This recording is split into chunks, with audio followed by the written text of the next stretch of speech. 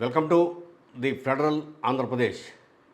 అమరావతిలో Singapore consortium మరల తన ప్రయాణాన్ని మొదలుపెట్టింది.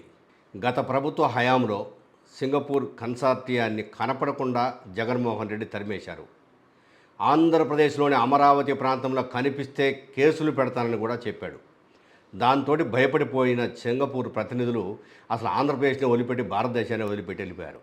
చంద్రబాబు నాయుడు అధికారం చేపట్టగానే సింగపూర్ 1-2 సార్లు వెళ్ళి ఆ కన్సార్టియం ప్రతినిధులతో మాట్లాడి, ఆ సంస్థ వాళ్ళతో మాట్లాడి వాళ్ళను ప్రత్యేకంగా ఒప్పించి, ఇక నేనున్నాను, మీకు ఎటువంటి భయం లేదు, మీ సలహాలు సూచనలు సాంకేతిక పరిజ్ఞానం మా అమరావతికి అవసరము కాబట్టి మీరు రండి అని చెప్పేసి వాళ్ళను ప్రత్యేకంగా తీసుకొచ్చి ఇప్పటికే 1-2 సార్లు తిరిగి వెళ్ళారు.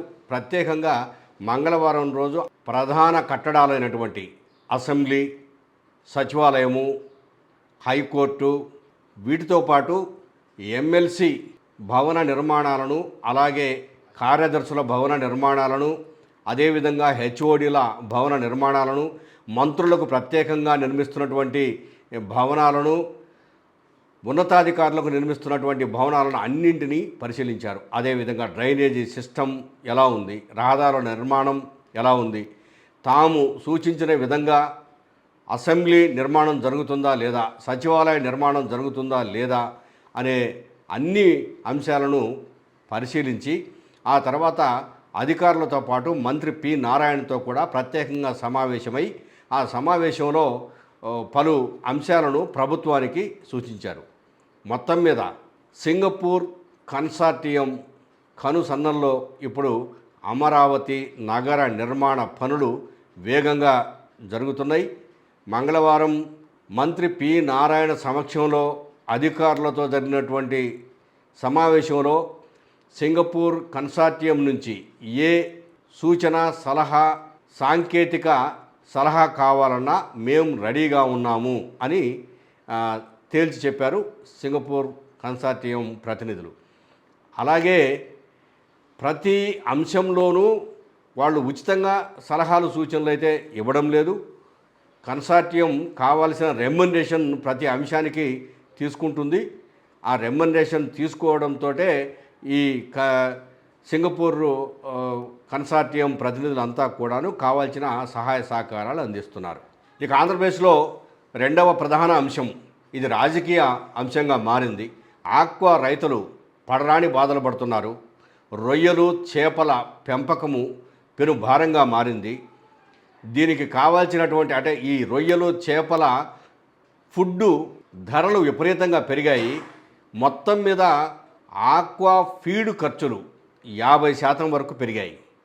మొత్తం ఖర్చులో 55 నుంచి 60% వరకు కేవలము ఫీడ్ ఖర్చులకే అయిపోతుండటం వల్ల మిగిలిన పురుగు మందులు లాంటివి లేదు, ఇంకా కావాల్సినటువంటి అంటే చెరువుల నిర్మాణానికి కావాల్సిన ఖర్చులు, తర్వాత గాలి పంకాలు, ఇట్లాంటివన్నీ రకరకాల కావాల్సినటువంటి ఎక్విప్మెంట్స్ ఇవన్నీ తీసుకుంటే 1 కేజీ రొయ్యలు తయారయ్యి బయటకు తీస్తే అంటే 100 కౌంట్ రొయ్యలు బయటకు తీస్తే కేజీ 275 రూపాయల పైనే ఖర్చు అవుతున్నట్లుగా రైతులు చెప్తున్నారు.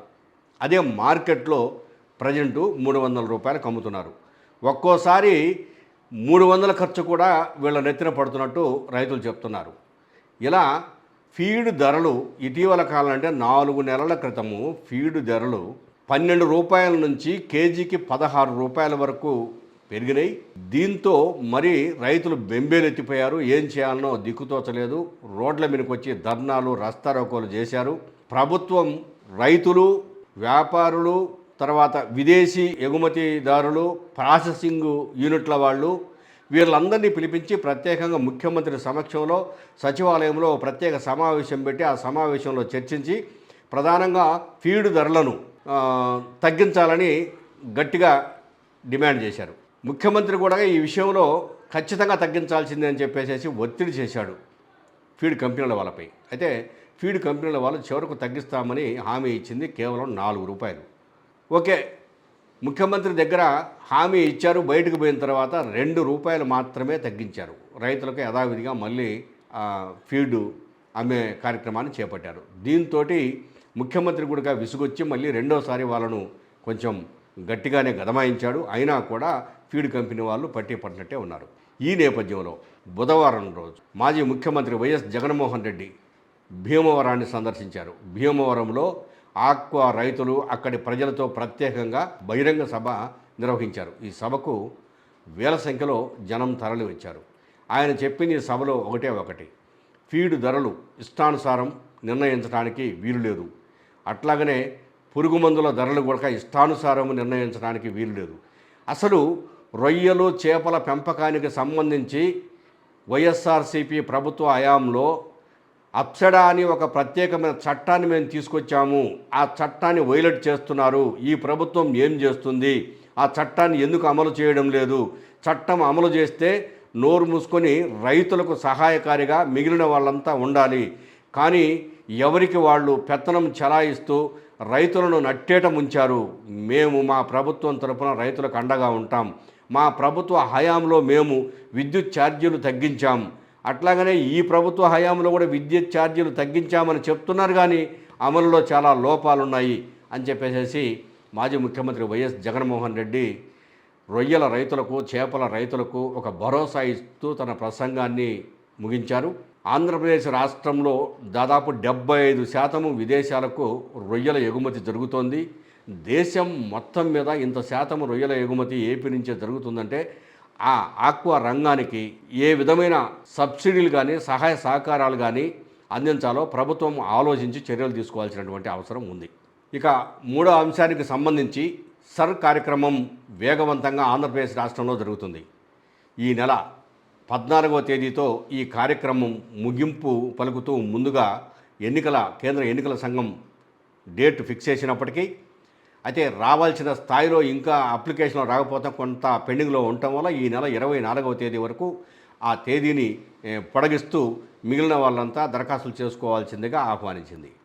అయితే ఇందుకోసం పనిచేస్తున్నటువంటి బిఎల్ఓలు, బూత్ లెవెల్ ఆఫీసర్లను ప్రభుత్వం ప్రత్యేకంగా నియమించింది. వీళ్లకు ప్రస్తుతానికి ఖర్చుల కోసం ₹1,200 ఇస్తూ వాళ్ళకి ఇస్తామని చెప్పినటువంటి జీతాలు 3 నెలలుగా ఇవ్వడం లేదు, ఆగిపోయినాయి. ఈ విధంగా జీతాలు ఇవ్వకపోతే ఎలా పనిచేస్తాం మేము, మా జీతాలు ఇవ్వండి అని చెప్పేసి వాళ్ళు ప్రత్యేకంగా 1కి 4 సార్లు విజ్ఞప్తి చేస్తున్నారు. బిఎల్ఓలకు వెంటనే ఎన్నికల కమిషన్ ప్రభుత్వంతో మాట్లాడి వాళ్ళకి ఇవ్వాల్సినటువంటి జీతాలను రిలీజ్ చేయించాలి. వాళ్ళను భవిష్యత్తులో కూడా కొనసాగించాలి, ఎటువంటి ఇబ్బందులు లేకుండా చూడాలి వాళ్ళని చెప్పేసి ప్రభుత్వాన్ని కోరుతున్నారు.